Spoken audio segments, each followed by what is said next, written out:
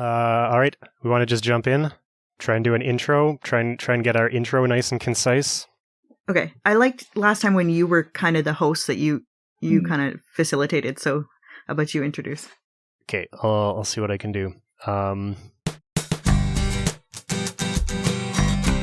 Welcome to Screens of the Stone Age. My name is Josh Lindahl. I am a PhD student studying Neanderthal teeth, and my co-hosts are... I'm Dr. Kimberly Pomp. I am a bioarchaeologist who studies disease and human evolution. And I'm Dr. Ross Barnett, who studies ancient DNA, particularly of Pleistocene animals. And maybe I should have said what the show is before we introduced ourselves. This is Screens of the Stone Age, where we are scientists who review movies from the Stone Age, movies from the Pleistocene. No, they're not movies from the Pleistocene, they're movies about people from the Pleistocene. Although watching Encino Man last night, I kind of felt like it was from the Pleistocene. So yeah, today we're reviewing Encino Man from 1992, starring Brendan Fraser, Sean Astin, and Pauly Shore. Also known as California Man in Europe, which is how I knew of it. Presumably because Encino would be not as well known in Europe, but I didn't know what Encino was when I was watching it either, so it was equally as confusing for me. I thought when I was young, I just assumed that it was something to do with Pleistocene. Mm-hmm. Yeah, it makes sense. So does anybody want to give an overview of this movie? Ross? I would love to. I guess I'm probably the oldest of the three of us, I'm guessing. But I remember when this came out. Like, it came out in 1992. I must have seen it like on video or something the year after. I thought it was like the coolest thing ever. It was just amazing. And so watching it again this week, I was super impressed by how good it stands up. I mean, it's still a fun movie, and it's, it doesn't take itself too seriously, but it still makes you laugh, and it's internally coherent, I think, in a way that possibly the last movie we talked about wasn't. I loved that it was more accurate than William. So funny. But yeah, I thought it was great, and I took a whole bunch of notes while watching it. But I also laughed quite a bit as well. I thought it was, the comedy, because it's mostly kind of physical comedy or social comedy, I guess. It hasn't particularly aged, despite being from the early 90s, a time period which, as Kim was saying, feels like now. And even over here, like in a small town in the north of Scotland, that the kind of valley speak, we kind of caught on, and so people were saying stuff like Betty's and yeah, bra. Yeah, all that kind of slang sort of made its way into the kind of tween language, even the middle of nowhere up here, which I think is really interesting. Yeah, it was definitely Pauly Shore's best role. I loved that character for him. He really made the movie. Did he? I think, yeah. I'm maybe not as big a Pauly. Totally different from any Pauly Shore's other characters. Well, I really liked it as an adult watching it again, is just how he was this teenager that didn't fit in and liked that about himself. And I think that's a really important thing that most teenage movies don't have. Yeah, that's a good point. I think we should just give a quick overview of the premise of this movie. So it's about two high schoolers in Encino, California, named Dave and Stoney, and they're unpopular, and they want to become popular before graduation. So they're digging a pool in their backyard, and they find a caveman frozen in ice. They thaw him out, and he comes back to life, and they take him to school to help them win popularity. And I think that's a good I think my favorite overview. thing was that he was just encased in this like singular coffin of ice perfectly around his body, and there was no other ice around. Like it, very localized freezing. It's pretty much exactly the same plot as The Thing, even down to they dig it out of the ice and it sits there and it melts away. But it's The Thing. But if they took The Thing to a California high school, but also it was quite neat. I mean, apart from the premise being the same, they also had the Dave's dad was Clark in The Thing. I noticed when they're sitting around the table. So they have these kind of, it's almost like an Easter egg that you can imagine, like maybe a late 80s kind of Hollywood table meet of some kind. Everyone off their faces on coke or booze. So they what we did The Thing, but they took The Thing to high school, and then everyone said that's an amazing idea. Let's do that. Can we get any of the actors from The Thing just to make that point clear? That's interesting because there's another movie from 1984 which is on our list called Iceman. Have you seen that one? No. Because it's pretty much literally this movie without the high school, and I hadn't seen it until recently, and I think that they must have drawn a lot of inspiration directly. Like, this movie must be almost a direct parody of that one, because they basically find Neanderthal frozen in ice and then thaw him out for science purposes, and he actually starts coming back to life, and then they basically study him, and it's more of a serious movie, but this is just like exactly the same thing, except they take him to high school instead. And he's a modern human. He's a modern Homo sapiens. That's true, but that's a little bit complicated. I think we'll get into that because they use some terminology pretty inconsistently, but the other thing that I thought is that thematically, this movie is also very similar to William, which is a movie we looked at last time, in that you have person sort of brought back from the Pleistocene in sort of different ways, and then you have a main character who wants to use that person for personal gain, and then another main character who's much more interested in the humanity of that person. And in both cases, it's not really about the caveman at all. It's more about how society treats him. Absolutely, yeah. And Brendan Fraser in this film is just amazing, I think. Yes. I think it's best role. I can sort of understand the Pauly Shore love, but I think Brendan Fraser is just fantastic. I mean, he doesn't say very much at all, but he totally owns the film, and he's like a great physical comedian. He just is funny in what he does. Yeah. And his small. I think that haircut has to come back too. And I thought he was really, really good. And he's just a great actor, and this really kind of showcases his flair for those kind of physical comedy roles, which he does a little bit in kind of The Mummy as well. But here it's like on full display, which is cool. I also want to clarify, I think in the last episode, towards the end, I suggested that Brendan Fraser had been cancelled, and I should clarify the wording. I should say he was blacklisted. He was not cancelled. It's a semantic distinction, but I think it's an important one, and it's because, I was reading up later, it's because he came out with allegations of sexual harassment and then stopped getting work after that. So that's kind of a sad story, and that's why we were talking about why we haven't seen him too much. So lately. Someone harassed him. He was the victim, not the perpetrator. Yeah, right up. Oh, too. And that was before the current Me Too stuff. So it just got swept away, especially with it happening to a man. It definitely at that time would not have been considered an issue, which is unfortunate. And he really got like Josh says, blacklisted, but he is getting work again now. And he was trending on Twitter last week, I think, not for any reason, just because everyone loves him and thinks he's great. And there's like massive outpourings of support for the hard time he's had. But he's now, I think he's getting more work. He's in Doom Patrol, which is I think based on a DC comic, which is on one of the cable channels, I guess, that you can't get in this country. But by all accounts, he's doing really well in it. And I mean, apart from the classic in The Mummy and in California Man, he's also fantastic in Scrubs, which is I think where people that maybe weren't around in the early 90s. Yeah. He has a kind of sporadic appearance as Dr.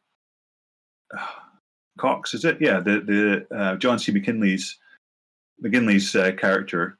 The kind of mentor to JD that's really grumpy all the time. Right. Yeah, I think that's Dr. Cox, his brother-in-law. And yeah, definitely, if you like Scrubs, you should check out that episode because it's really. I don't think I've ever got through past season 1. Oh. But yeah, so Brent Fraser, great in my book, I think. I think I watched him in that monkey movie. All right. And it was terrible, so I kind of went off him for a bit, but then. After the mummies and stuff, I like him. I also remember him in George of the Jungle, which is sort of thematically similar. He's in Airheads as well, isn't he? That's another film he's in. Is he? He's great in Airheads. I love that movie.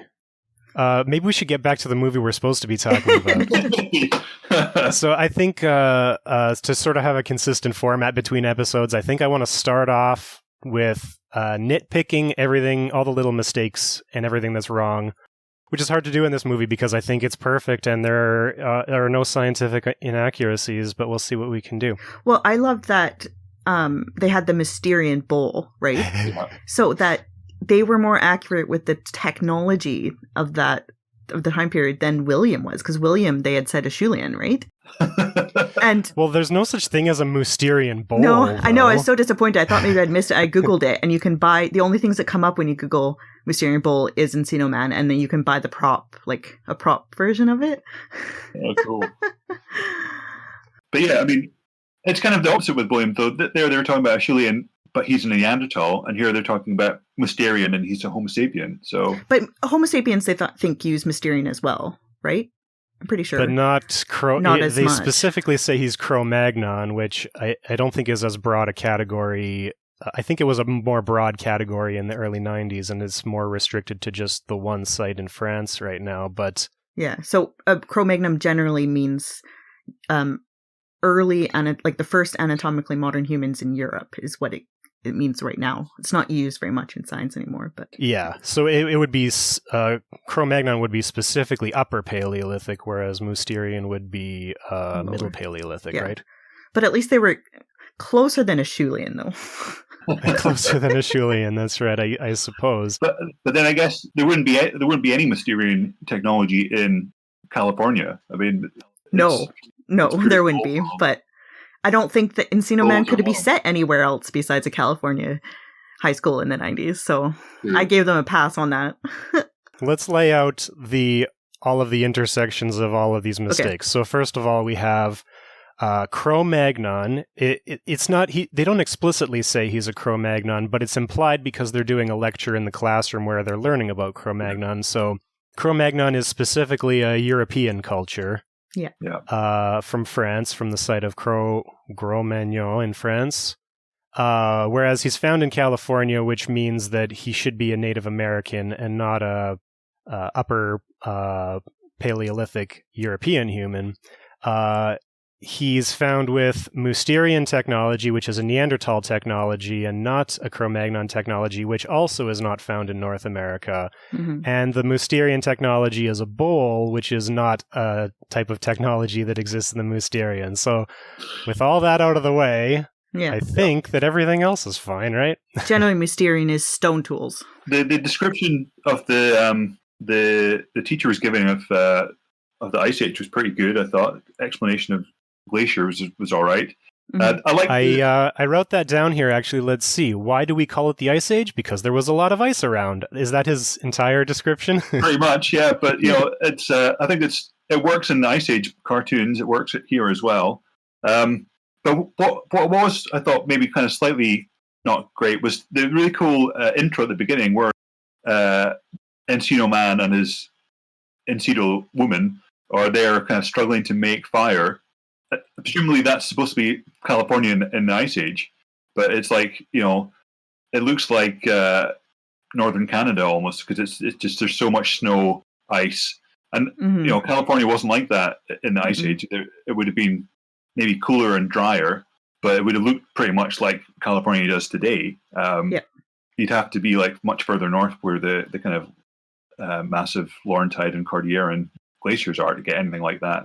But I mean, that's just a common misconception of the Ice Age anyway, that it looks like, Hoth or North of the Wall in Game of Thrones, these kind of just icy landscapes, whereas actually it's just a little bit, most of the places it's just a little bit drier, a little bit colder. But I love that bit. Maybe you guys can tell me, I mean, that kind of classic making a fire by rubbing a stick, is that something that there is any kind of artifactual evidence of them using that method back in whatever times? No, I don't think so. The date of when hominins discovered fire, discovered how to control fire, is still hotly debated. And I don't think that there's any organic material like the sticks that that would be there. It would just be more, any evidence of fire would be more of burnt soil, burnt ground, burnt things around it. So kind of the fire pit that's been put out. Right. But again, so it's debated of when that was. Sorry. Okay, but so we don't really know what kind of technologies people were using to actually make fire, whether it was like fire strike or. Well, yeah, I mean, so that's based on ethnographic. So looking at modern people today and what they would have used. So the flint stones and the rubbing of the sticks. Okay, because like Otzi, who's another kind of frozen Iceman, but real, but real, yeah, and not as gnarly looking as Brendan Fraser. So he's a mummified Neolithic person that was found in the ice, and is now in a museum. He had like in his kind of supply backpack that he had. I think he had like tinder fungus, didn't he? Which might be useful for starting or carrying fires. You can actually keep an ember in it, and it's fine. Okay. So there was a suggestion from a few years ago that Neanderthals were using chemical methods to start fire, using I think magnesium. All right. And that's based on minerals that they were finding in association with the remains, but I don't know where we stand on that, if that's a hypothesis or how firmly accepted that is. I would say that's just a hypothesis. I haven't read the paper, but I don't think it's generally accepted or not fully accepted. I imagine lots of magnesium oxides would also potentially been used for like as pigments and things as well, which would be another explanation for them there. So, I mean, talking about kind of ethnographic stuff, I thought it was quite cool that when he kind of melts out of the ice, you can see that he's kind of, his hairstyle is deliberate. It's got like kind of lumps of clay in it, which is, I guess, something that you see kind of ethnographically as well, that people used to do that with their hair to keep it kind of managed, which is quite neat. And later on as well, when he's driving the cars, or he's driving the car in driver's ed, there's a close-up of his hands on the steering wheel, and you can see he's got like hand tattoos. Oh, yeah. Which is pretty neat, because that's something that, I don't know, but Otzi has that. Yes, he does, yeah. He has like lots of joint tattoos, which are supposed to have maybe been some kind of treatment for arthritis. But what I thought was interesting is that Otzi wasn't found until after Encino Man came out, I think. What about the bog bodies? Aren't there Irish bog bodies that have, or Danish that have tattoos? That's when true. Were they discovered? Even kind of Scythian bodies as well. Yeah, bog bodies being found for like 200 years. So it might be based on that then, the bog bodies. But I don't know if you can see tattoos on them. Maybe you can, but I thought you could. Yeah, maybe you could. I should have looked into this. I think that's just a really neat kind of detail that went to the lengths to put that in. That was cool. Yeah. In general, I was really interested in how they emphasized like art and dance so much for him, and yet they what do you think about his like language abilities? Because my impression was that it seemed like he didn't have his own language when they were teaching him language. It wasn't that he was learning their language, it was more that he was learning how to talk altogether. Right, yeah. What was your impression? Well, if he's an anatomically modern human, then he would have the ability to talk, and they probably had their own language. It could have been that he just wasn't using it with them, which I find hard to believe because that's how humans socialize. And in terms of Neanderthals, they had the ability for speech, but not the same range of frequencies that we would have. I think that if we're thinking about from the perspective of the people who wrote this, I think we should throw out any kind of facts altogether, because I don't think that they put any real thought into accuracy in this movie. My sense is that they opened up their high school textbook and found a few buzzwords from the glossary and then didn't read the definitions and then just filled in the rest with their own stereotypes. Yeah. So my feeling is like the way he's written is that he's not supposed to have his own language. No. And that all the language he uses in the movie is just parroting English. Yeah. And he never really becomes fluent. I mean, he's only there for a few weeks, I guess, so you wouldn't expect him to become fluent. But I was really interested that they put so much emphasis on painting and dance, which is kind of different to the perspective that you see in a lot of caveman movies, because normally you'd have them emphasizing animalistic aspects of like strength or aggression or things like this. Yeah. But with Encino Man, he was just very focused on, he's painting everything. He's drawing in ketchup on the on the glass at the hockey rink. all over the house. The parents never said a word about that. That's when you said that this movie holds up well. I think it's really tightly written, because I was thinking about why the parents don't notice, but then they went through a lot of effort to show that these parents are like professionals that are working too hard and they're totally absent. And I guess it's plausible that they didn't I noticed notice. is that like Dave gets stuck in jail and gets out, and we never see the parents again. There's no. How does he get out of jail? We don't know. What do his parents have to say about him spending the night in jail? We don't know. So they're and he didn't use his only phone call to call them to get him out. So he used his only phone call to try and mac on the popular girl. After. They even use, back to Josh's point, it's cool that when they're doing the kind of montages, of which there are a couple in the movie, of Encino Man on the school's computers, he's like designing kind of quite nice, it looks like Neolithic sort of style swirls and things on there as well. I thought that was quite a cool juxtaposition of him using these state-of-the-art for 1992 computers, which now look like cavemen should have been using them. And he's using them to make art as well. And so I think it's a really sympathetic portrayal of our sort of supposed ancestors, emphasizing the things they have in common, the art and the dance. And I didn't pick up on that, but that's a really fantastic point. I think that they kind of suggest he doesn't have his own language because he's just like, doing his oohs and ahs the whole time. But then he does manage to like learn some English in about a day. Yeah, so he understands the point of language, I would say, is what it seems like. I enjoyed how when he saw the TV and he was afraid at first, and then once he switched the channel to the headbanging, that he started to kind of headbang and dance right away. I enjoyed that. Cool. And then if we were talking about kind of stuff that was accurate, I thought it was quite neat as well. The school trip they go on, where they go to, I can't remember what they call it, but it's clearly the George Page Museum in downtown Los Angeles for Rancho La Brea, and they do the tour, and you see like the very famous Colombian mammoth with the enormous tusks, and some saber-toothed cats, and bison, and some teratorns, and some dire wolves, and giant sloths, and all these kind of things, which is pretty neat. And then maybe one slight inaccuracy is that they have, so the George Page Museum, where they get the bones out of the tar pit, they have like an open laboratory where if you go to the museum, you can see them working, kind of removing tar from the bones and all the rest of it. And at that point, they were very obviously kind of focusing on some curators like prepping some human bones. So the one thing that La Brea doesn't have is Pleistocene human bones. There's like one skeleton from La Brea, this La Brea woman, but she's very much the end of the Pleistocene, early Holocene, not the time period that all the kind of saber-tooths and mammoths and dire wolves come from. So that was like maybe a slight inaccuracy. I feel like we can give the film a lot of leeway because it's way more accurate than it has any right to be, I think, in terms of its portrayal of the science. I enjoyed how the scientists in the museum were, she picked up a fully articulated foot and ankle and then was dusting it off as if it had just been excavated like that instead of like individual bones.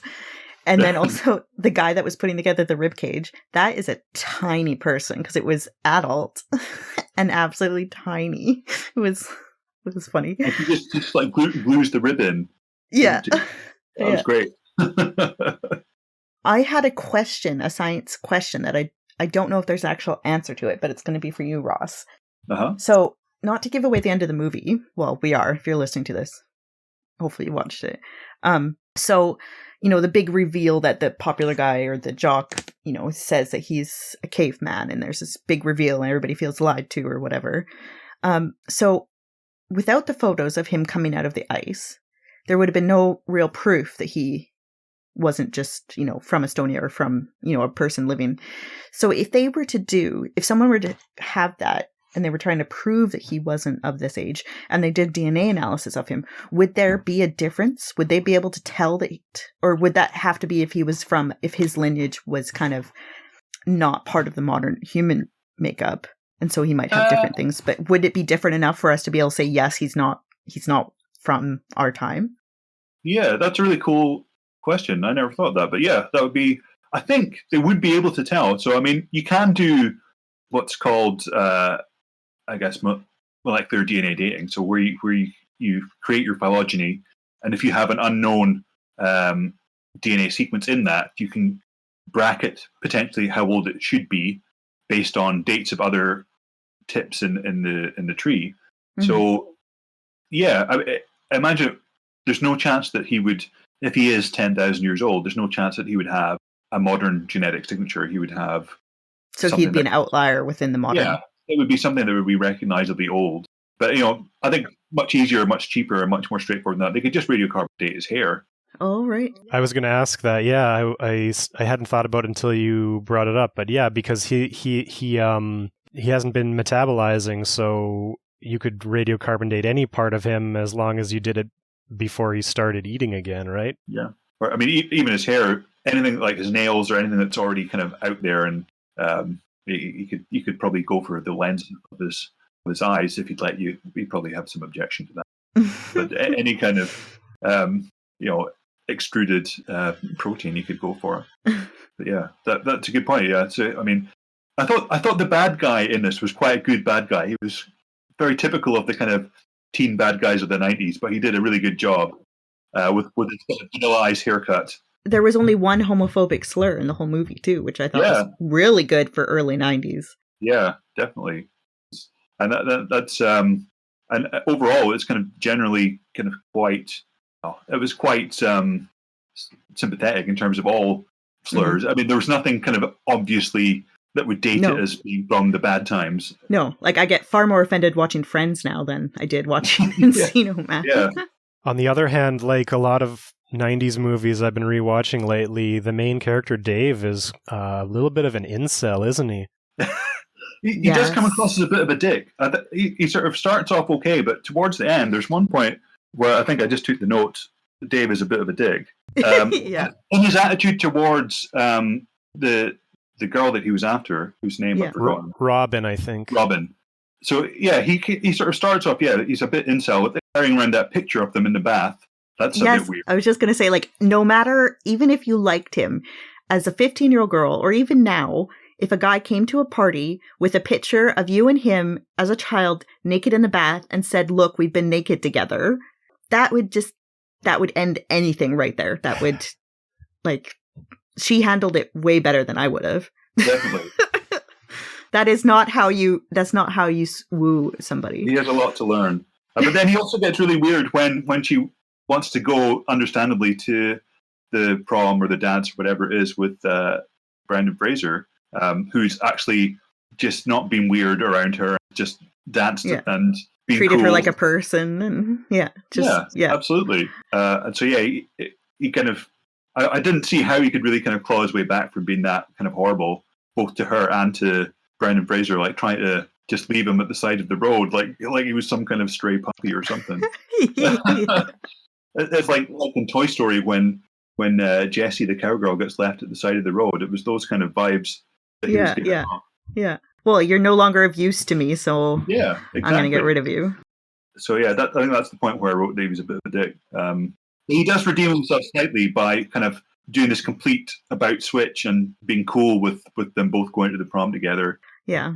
But if that's enough to redeem him for his assholery earlier on, I don't really know. I don't think so. I don't think she'd ever forgive him for the picture thing. To me, the bigger problem is, I can see that as being written for, like, his personal growth, because he's the main character, so that's his arc. But with Robin, she didn't want to go out with him, and she was dating the antagonist character. And then she realized that he was also a dick, so she broke up with him, and then she wants to go with Brendan Fraser, Link, we should say, because he's the missing link. Mm-hmm. So she ends up going with him to the prom. And then there's the big reveal at the prom that Brendan Fraser is actually a caveman. And then at that point, she's like, oh, Dave wasn't lying. Now I don't want to go with the caveman because he's not a real person, I guess. But I do want to go with Dave because he wasn't being weird and showing off pictures of us in the bathtub. He just literally actually found a caveman. And like that's a non sequitur. Like no. And she didn't have feelings for him. She was always nice to him and wanted to be his friend, but he kept trying to push the it's kind of like that whole idea of friend zone, this misogynistic idea that if a woman doesn't want to give you more than her friendship, friendship is amazing and huge, and a lot of effort on someone's part, then that there's something wrong with your relationship. And so he kept trying to push it, and she was just kept trying to be his friend. So I wish that they'd make movies now where those guys don't get the girl at the end. Yeah, that's the main problem, is that he did get her at the end, and it's like, I went through my story arc, and now my reward is that I get the girl, even though she never actually wanted me all the way through the movie. Yeah. Yeah, that's quite bad. And also, the Robin character, she sort of starts out as a nice person, and as a nice person all the way through, and just has sort of bad things happen to her. Mm-hmm. And, there's not really any kind of impetus for her to get with Dave, because he's not a great person, and he doesn't really do anything to show that he is a great person to her, really. Mm-hmm. So he found a caveman, but he also exploited him and tried to use him to make himself cool, and tried to leave him beside the side of a road, and all this other stuff. Mm-hmm. I don't even know if Dave really, I guess it was a character arc that he learned something about himself, but it was more that he didn't become a better person. He just stopped being quite such a dick. Yeah, exactly. So here's a question that I had when I was watching, because I think in a lot of movies, and I think this was true in William, a lot of the fictional stuff has some truth in reality. Like it's like they took some story and then put a twist on it. So like in William, there actually are bog bodies, so then they translated that into a Neanderthal bog body. And then remember, they used the title of the Neanderthal draft sequence as the title of the paper. And so I was wondering if they actually drew from any real sources for inspiration for this movie. And the one thing I was wondering about is the underground glaciers, or the potential for there to be unknown frozen things underground, which seems to come out of nowhere. And I'm like, is that based on something? And I kind of looked into it, and it's like mostly not. But did you have any thoughts about that? Well, they do find Pleistocene mummies in permafrost in Russia, and I don't know, not North America, right, Ross? Not yet. Well, there's permafrost in Alaska. If you want to consider Alaska North America, but they haven't found any mummies yet, right? They have, yeah. No, there's definitely Alaska and Yukon mummies. There's only there's like one partial mammoth, so there's not very many mammoth remains. But there's definitely Alaska Yukon mummies of bison, famously Blue Babe from Alaska Fairbanks. Oh right, yes, of course. Yeah, but there's also kind of other ones as well, bits of horse and smaller animals as well, like ferrets and ground squirrels and things like that. Cool. So yeah, I would say it's based on that type of idea. But to be frozen and then preserved to the point that you can wake up it would have to be that instant, like what they're trying to work on with the cryogenic. All the villains in the movies want to be instantly frozen so they can wake up later. Yeah. It can't be a slow freeze because he would die. I don't think anything can survive that. For sure. I'm thinking more in terms of, like, in particular in California, is it possible for there to be a pocket of permafrost in Southern California that lasted for 10,000 years? I don't think so. No. Especially since California never got that cold. I mean, it looks like they're kind of, even permafrost itself isn't like that. Permafrost is like mud that's turned to ice. That's really kind of sticky, stinky, browny, gooey stuff. Mm-hmm. And the ice season doesn't look like that. It kind of looks a bit more like these things called ice wedges, which you sometimes get, which I think are formed when the permafrost sort of splits and then water gets in and it freezes again. And so I've seen them in the Yukon, and they're really cool. They look kind of polygons of ice that are just surrounded by the mud, but they're also kind of slightly muddy as well. I mean, all kind of glacial ice is muddy and gross looking. Mm-hmm. And certainly you wouldn't want to get stuck in it. Which makes it a great resource to look at environment back then, because you can take samples, like core samples of that. So it's fantastic that it's muddy and gross, because we get to see what was around at that time, what was in the environment. Definitely.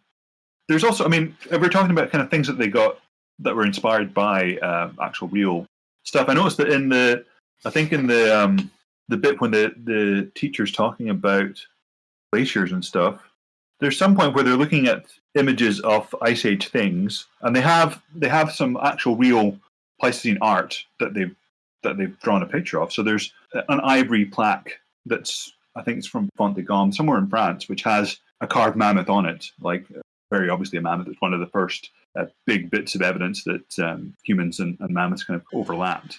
And so that made an appearance at some point. In my notes, it's just before the no wheezing the juice scene. But also at the same time, I noticed that this is not a thing in Britain, but I guess I don't know if it is in Canada. But in the States, all these schools have their mascots. Like every school has its mascot, and it's quite. They don't mention it explicitly, but if you look at the background of the high school shots, they're the. They do mention it explicitly. Do they? They say the teacher when they're looking at the saber-tooth tiger, he says, "Let's go look to the mammoth, since it's our school mascot." Ah, I missed that bit. Well, there you go.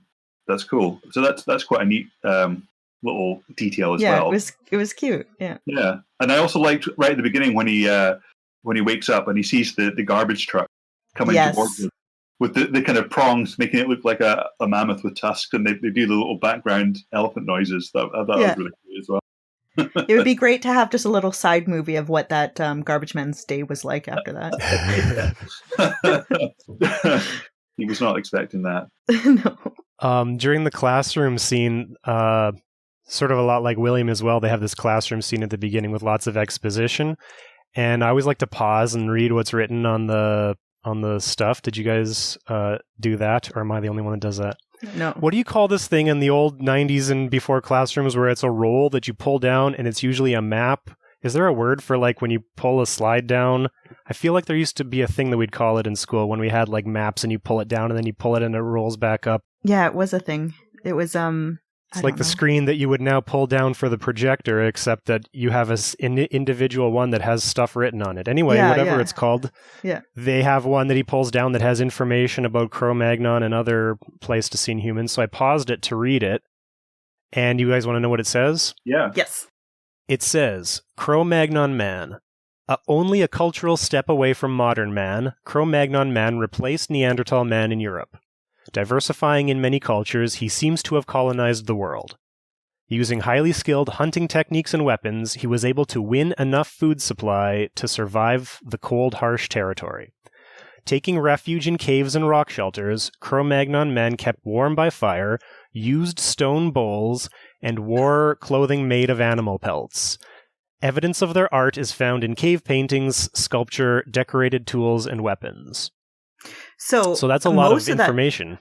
It is a lot, and most of it's not something that you can necessarily argue. Could it be a real teaching aid that they brought in as a prop? That'd be something that was actually used for... I don't think so. Because there isn't art in the tools or anything like that.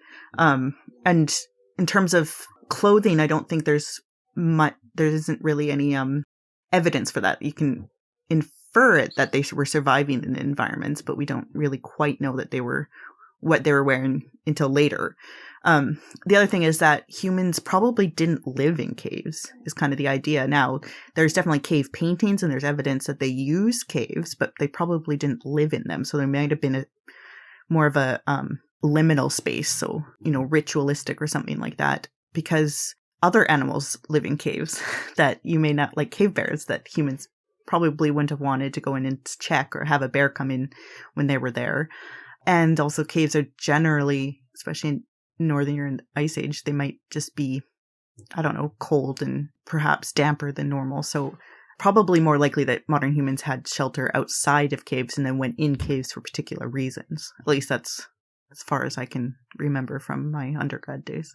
The thing that gets me is they specifically mention stone bowls. I know, thing, and then they find a stone bowl in their swimming pool that they're digging in the next. And then the dog is using it as a food dish, and the bowl itself never actually comes into play. So I feel like somebody made it, or somebody's son or nephew or niece or whatever made it, and then they were just like, it has to fit in the movie, and they were just like, okay, let's just, because it really doesn't come into play at all, but it seems to be it keeps coming up in the movie, but for no reason. For me, this is an aspect of how the movie is so well written that it's just a part of the world building, because they've integrated this bowl fully into the movie, mostly into the background, and like literally in the background in this case, because you'd never read this if you didn't pause it and like squint at the like motion blur like I did to try and read this. but also it shows that they must have written that whole poster thing specifically for the movie, because it doesn't sound like it was written by somebody who knew what they were talking about. It sounds like somebody who read an encyclopedia entry and then just sort of filled in the rest with stereotypes, right? Yeah. It's the Tupperware of the Pleistocene. Yeah. On that poster, they also mention they have a few different types of humans. So they have Swanscombe Man, Solo Man, Neanderthal Man, and Cromagnon Man. And it lists them all as types of Homo sapiens, which is kind of interesting to me. Well, I mean, Neanderthals are now considered to be a subspecies. So they're Homo sapiens neanderthalensis instead of Homo neanderthalensis. They also probably would have been at the time, because out of Africa became more popular through the 90s, didn't it? So in the early 90s, it probably was, multi-regional was probably still a little more dominant, I think. Yeah, so I think there was a suggestion based on morphology that it was Neanderthals were a subspecies, but it wasn't until our genetic evidence that there was interbreeding between us and Neanderthals that it kind of became more accepted to put them as a subspecies of humans. Also, I wouldn't say that it's dominantly accepted that they're subspecies at this point, because that's only true under the biological species concept, which is not a particularly useful concept, even though it's very popular, I think.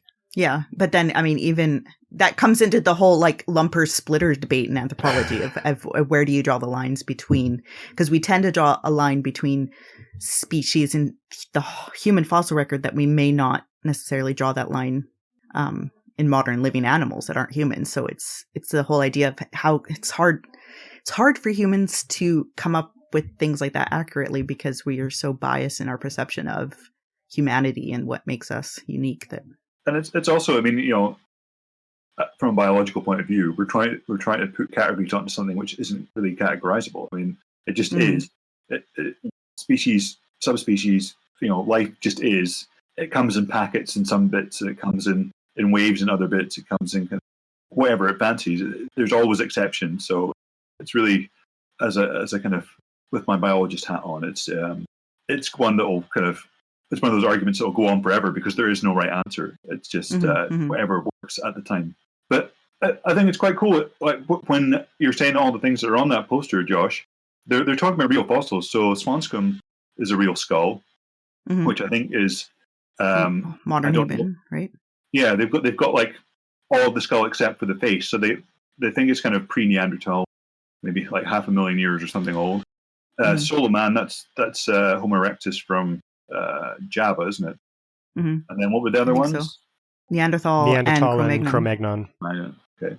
So yeah, they did their homework, and they probably, to be honest, did a really good job for non-anthropologists in the 90s for obtaining that information, because it would have been in books. Yeah, and not just one web search away. Yeah. We could probably point out the name Encino Man or California Man is a direct reference to this naming of man after the we're doing a vocal podcast and I'm doing air quotes on the video camera.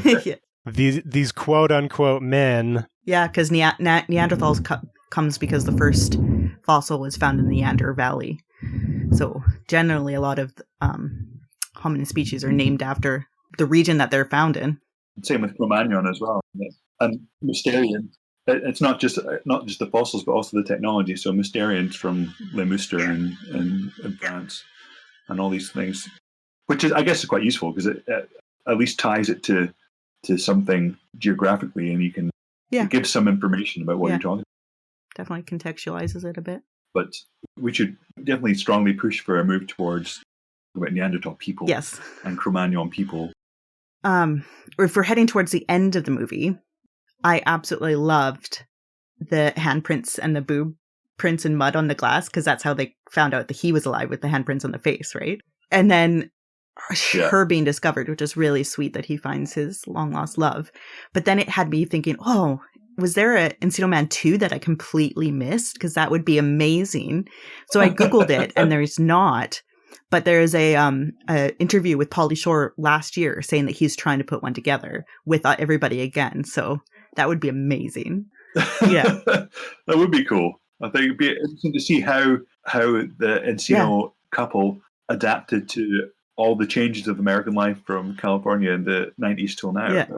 Well, I have no idea why they didn't do a second. It was a popular movie at the time. Yeah. And they set it up perfectly to do a second. Yeah.